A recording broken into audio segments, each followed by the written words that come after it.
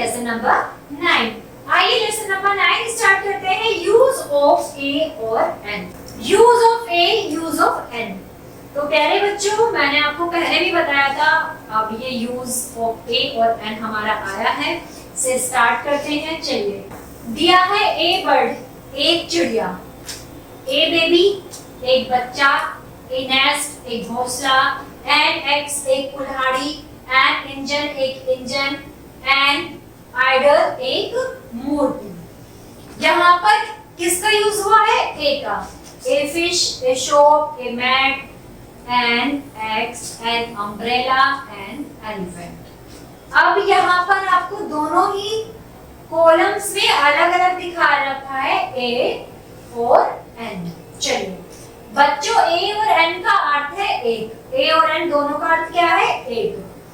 दिए गए उदाहरण में bird, baby, nest, fish, shop और मैट शब्द क्रम से है B N F S M.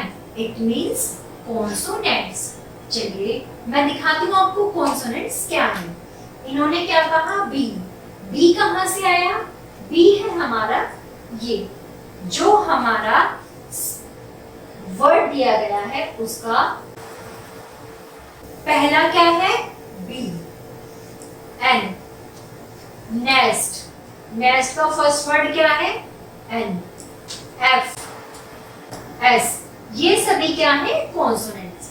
जितने भी हमारे कॉन्सोनेंट्स होते हैं इंग्लिश अल्फाबेट्स में 26 लेटर्स होते हैं, उसमें से 5 वोवेल्स होते हैं, ए ई आई ओ यू। इन सबको छोड़कर जितने भी अल्फाबेट्स हमारे लेफ्ट हैं वो सभी क्या हैं? हमारे कॉन्सोनेंट्स हैं। चलिए आ जाइए। दिए गए उदाहरण में ox, engine, idol, own, oaks, umbrella, elephant क्रमशः A E I O you vowels स्वरों से प्रारंभ हो रहे हैं, इसलिए इनके लिए हमने क्या यूज किया है? ए का इस्तेमाल किया है। नियम: यदि सिंगुलर नाउन एक वचन संज्ञा का पहला अक्षर कॉन्सोनेंट है तो उससे पूर्व एक की अंग्रेजी ए लिखते हैं।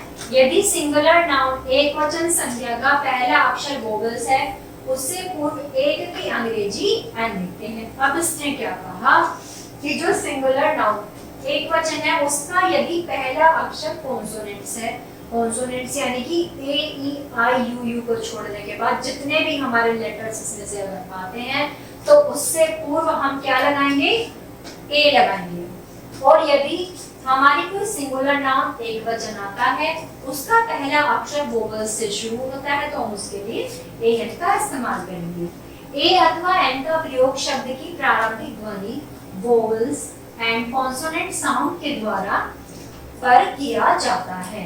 तो प्यारे बच्चों, ये था हमारा आज का लेसन जिसमें हमने पढ़ा यूज ऑफ ए और एन और वोवेल्स कौन कौन से होते हैं और कॉन्सोनेंट्स कौन से होते हैं। तो प्यारे बच्चों, अगर आपको चैप्टर में कोई भी समस्या है तो आप कमेंट बॉक्स में जरूर लिखें और वीडियो को लाइक करें। Thank you.